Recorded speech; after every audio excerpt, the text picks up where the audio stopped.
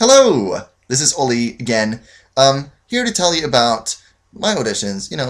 That's what I do now, and that's what I have to kind of get it off my chest. I was in London again. This time I visited the Drama Centre at St Martin's College for the University of the Arts. There's a lot of words.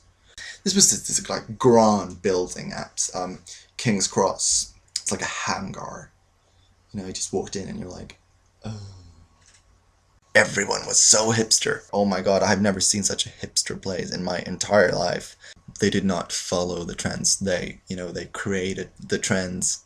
They create world trends in that place, in that building in King's Cross. That's where it happens. The Drama Centre is also a good and renowned school throughout London and throughout Europe that has produced Pierce Brosnan and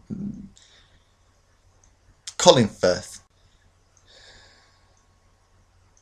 We came there, went straight in, did the speeches, and then it was over. We were called back later to kind of find out the results. They put a list out, like old school classic way. These are recalled, and I was. So that was great. I got to stay another couple of hours, and then the thought was that we were going to go into this room again, meet some judges or a panel, and work with our speeches. I waited out. I was due 2:15, I think, and I went in, and it's one of the same guys that I saw the same morning, a new man, and also a student from the second year BA acting course. And I did my monologue, which is a Benedict from Much Ado About Nothing, a great monologue and a great play, great, fantastic comedy by Shakespeare. And yeah, I did my monologue, and this man in the middle, this amazing, passionate old man, hair slicked back, he said, Ollie, is that right? Ollie. First of all, I did not hear a word that you said. You were speaking so fast I couldn't hear a thing. That's what I did not want to hear. He could say anything else, but you speak too fast. It's such a simple thing. It's like the first thing you learn in acting. Speak slowly and use your articulation. And he had to tell me like 3 times again throughout this whole session, you speak too fast. I think it's because I want to sound natural, I'm not English, I'm not American, I don't speak English as my first language. I just, I try to sound like a native, like I belong. And this man, he carried on. Well, everything you say, the whole text, it just disappears in all of these outbursts of emotions and all of these things that you have put on. I want to get rid of that. Take that chair and put yourself on the chair, and then I want you to rely on the text. I just feel like the text does not come through.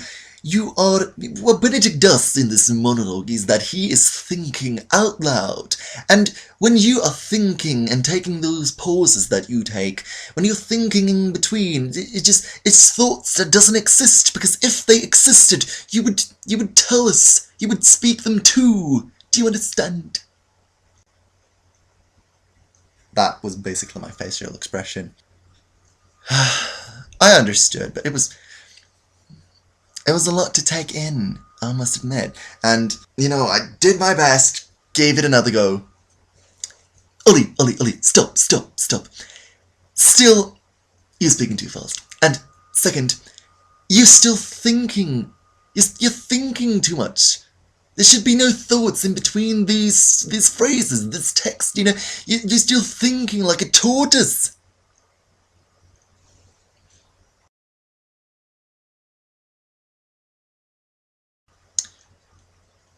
So, to sum it up, I was a fast-speaking tortoise.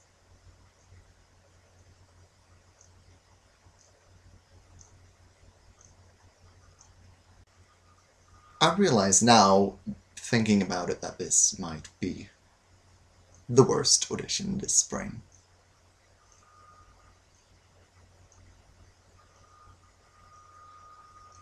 Now, in all reality, this was a good day. When I got out of that second part of the audition, I did not feel bad. I felt like I really had a great time in there. And, you know, because it was like a one-to-one workshop.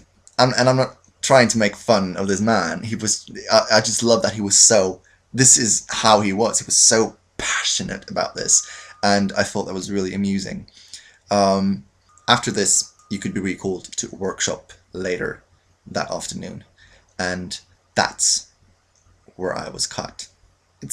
And again, a rejection. It's a punch in the face. It always is. But when thinking about it, I really could not have done anything different in that room at that point. I really did my best. And in the end, that's what's important. Always give it your best. That's my advice, as the slow-speaking tortoise that I am, to you. Good night.